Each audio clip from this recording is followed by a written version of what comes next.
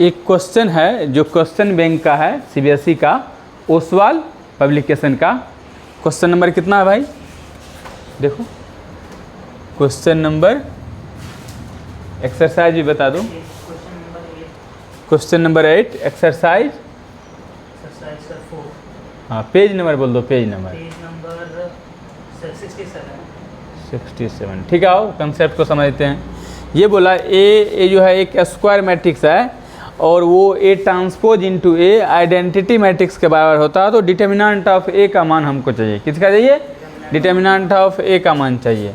अब हम लोग ध्यान समझो, जिसका भी वैल्यू चाहिए हम लोग नॉर्मली क्या करते हैं, उसके वैल्यू को मान लेते हैं एक्स वाई जेड, कि ये फलना मान इसका बोलता है नहीं, फलना का मान बताइए, तो बोलते हैं फलना का मान एक्स है। तो हम लोग मान लेते हैं कि लेट द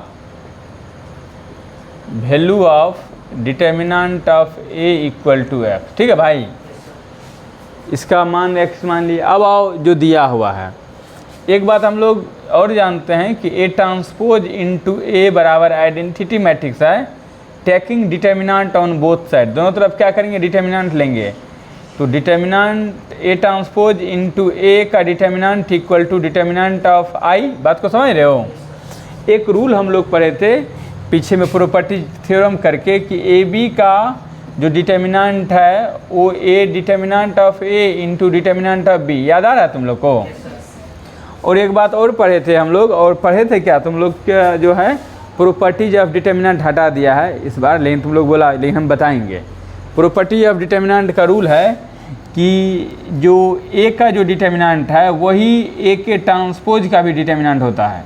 कहने का मतलब ये प्रॉपर्टी है दूसरा नंबर, यदि किसी भी रो या कॉलम को, रो को कॉलम बना देंगे तो जो पहले ए मैट्रिक्स ए का डिटर्मिनेंट है वही ट्रांसपोज करने के बाद भी आता है। मतलब ये जानो ना, कोई मैट्रिक्स है उसका डिटर्मिनेंट निकालेंगे या कोई उसी मैट्रिक्स का ट्रांसपोज करके डिटर्मिनेंट निकालेंगे, वो दोनों क्या होगा? बराबर होगा। मेरी बात को समझ रहे हो? कोई मैट्रिक्स है उसका डिटर्मिनेंट निकालेंगे या उसका ट्रांसपोज करके डिटर्मिनेंट निकालेंगे, दोनों क्या होगा? बराबर होगा। तो अब यही से रूल लगा के हम यहाँ बात करते हैं। तो यहाँ पे यदि हम लोग ये करें तो इसका मतलब हो गया ए ट्रांसपोज का डिटर्मिनेंट इंटू ए का डिटर्मिनेंट इक्वल टू, देखो आइडेंटिटी मैट्रिक्स का जो वैल्यू होता है वो 1 होता है, ये बात जानते हो? 1 होता है हमेशा, चाहे 2x2 ऑर्डर का आइडेंटिटी मैट्रिक्स हो, 3x3 का हो, तो हमेशा इसका वैल्यू क्या होता है? 1। मान क्या होता है? 1।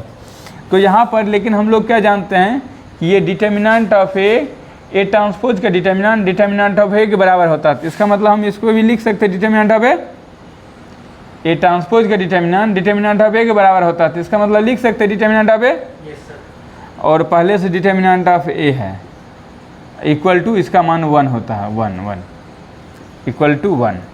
देखो भाई ये जो डिटर्मिनेंट ऑफ ए है, इसको डिटर्मिनेंट ऑफ ए का होल स्क्वायर हो जाएगा, लेकिन हम डिटर्मिनेंट ऑफ ए को क्या माने हैं? एक्स। इसका मतलब एक्स इंटू एक्स बराबर क्या हो गया? 1। एक्स इंटू एक्स क्या होता है? एक्स स्क्वायर बराबर 1। तो एक्स का वैल्यू क्या आ जाएगा? Root under 1। अब यहाँ पर x का वैल्यू रूट अंडर 1, तो x का मान क्या हो गया?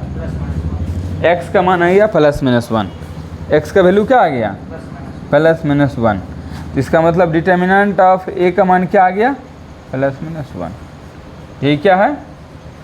आंसर। और कोई कंडीशन दिया हुआ रहता तो हम इसको पॉजिटिव लेते या नेगेटिव लेते, वैल्यू है ना +-1।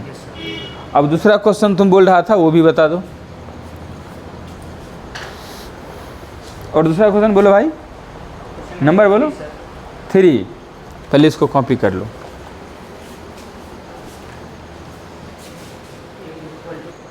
देखो एक दूसरा क्वेश्चन है, यही प्रीवियस ईयर क्वेश्चन सीबीएसई का, कि if A is a square matrix of order 3। देखो ए स्क्वायर मैट्रिक्स ऑर्डर 3 है तो हम कुछ भी मान सकते हैं, कुछ भी मान सकते हैं। हम तुमको समझाने के लिए हम लेट कर लेते हैं कि एक स्क्वायर मैट्रिक्स ऑर्डर 3 का लेट कर लेते हैं। ए बराबर तो यही मान लेते हैं A11, A12, A13, A21, क्योंकि उसके बाद ही तुम अच्छे से समझ पाओगे। ठीक है, एक अभी स्क्वायर मैट्रिक्स है, लेकिन इसका काम हम बाद में करेंगे। यहाँ पे हमको गिवन है कि ए स्क्वायर इक्वल टू 2a, उसके बाद पूछ रहा है डिटर्मिनेंट ऑफ ए। ठीक है भाई, तो जो गिवन है उसको लिखते हैं, तो हम अपने सुविधा के लिए इसको लिखें। तो ए स्क्वायर इक्वल टू है 2a, तो हम ए स्क्वायर को लिख सकते हैं a into A equal to 2a, a into 2a। हम टैकिंग दोनों तरफ क्या करते हैं, डिटर्मिनेंट लगाते हैं, tacking determinant on both side. इसका मतलब a इंटू ए का डिटर्मिनेंट इक्वल टू 2a का डिटर्मिनेंट। ठीक है भाई, ये अभी जो रूल बताए हैं कि ए बी का determinant A determinant of A determinant of B, इसका मतलब यहाँ भी determinant of A into determinant of A होगा कि नहीं, इक्वल टू। यहाँ पे समझने की बात है कि मेरा जो ये मैट्रिक्स है, यदि डिटर्मिनेंट ऑफ ए इतना है तो भाई 2a कितना होगा, मैट्रिक्स है तो ये 2 इसके हर एक एलिमेंट में मल्टीप्लाई होगा। मैट्रिक्स है तो ये 2 इसके हर एक एलिमेंट में मल्टीप्लाई होगा। तो 2 यदि मल्टीप्लाई होगा तो यह 2a11, 2a12, 2a13, 2 मेरे भावनाओं को समझ रहे हो तुम, 2a2 भी, 2a22, 2a13, 2a31, मतलब प्रत्येक एलिमेंट में ये मल्टीप्लाई होगा। कितना एलिमेंट में, प्रत्येक एलिमेंट में ये क्या होगा, मल्टीप्लाई होगा। उसके बाद अब यदि हम लोग यहाँ पर ये करें, ये जो 2a का डिटर्मिनेंट है इसका डिटर्मिनेंट बनाए, ध्यान समझो, यहीं पे समझो। इसका यदि हम लोग यहाँ पे डिटर्मिनेंट बना ले 2a का डिटर्मिनेंट, तो बताओ इधर भी डिटर्मिनेंट बनना पड़ेगा। 2 into a11, 2 into a12, 2 into a13, 2 into a21, 2 into a22,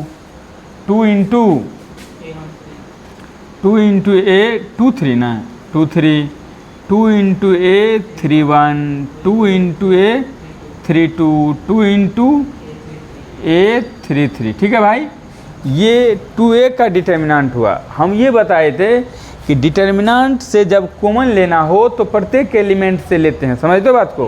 पहला रो में भी 2 है, दूसरा में भी 2 है, तीनों से लेंगे तो पहला से 2 आएगा तो क्या होगा, 2 इंटू 2 इंटू 2, और यहाँ पे आ जाएगा a11, a12, a13, a21, a22, a23, a31, a32, a33। ठीक है भाई, इसका मतलब हम ये 8 लिख सकते हैं। 8 इंटू ये किसका वैल्यू है, डिटर्मिनेंट ऑफ ए का। ये जो वैल्यू है ये किसका वैल्यू होगा, डिटर्मिनेंट ऑफ ए का। तो यहाँ पे इसका मतलब हम लिख सकते हैं 8 इंटू डिटर्मिनेंट ऑफ ए, यहाँ से लिख सकते हैं ना 8 इंटू डिटर्मिनेंट ऑफ ए, चूँकि इसका डिटर्मिनेंट बनाएंगे तो यही ना आ जाएगा, हो 2 वर्टिकल लाइन देना होगा, सिर्फ डिटर्मिनेंट आ जाएगा।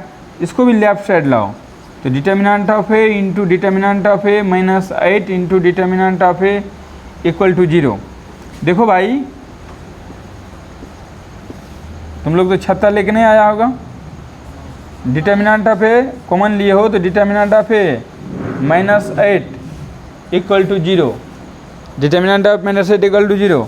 तो when determinant of A equal to 0, एक वैल्यू ये हुआ, and determinant of A minus 8 equal to 0, determinant है इक्वल टू क्या हो गया 8, तो एक वैल्यू आ गया 0 भाई, एक 0 वैल्यू आ गया 8, यही इसका आंसर होगा 0 और 8। और करो एंड तो नहीं, क्योंकि ये दोनों अलग अलग होगा ना, दोनों साथ तो होता नहीं है, या तो ये होगा या ये होगा, यही आंसर है, लिख सकते हो भाई। कोई दिक्कत तो बताओ।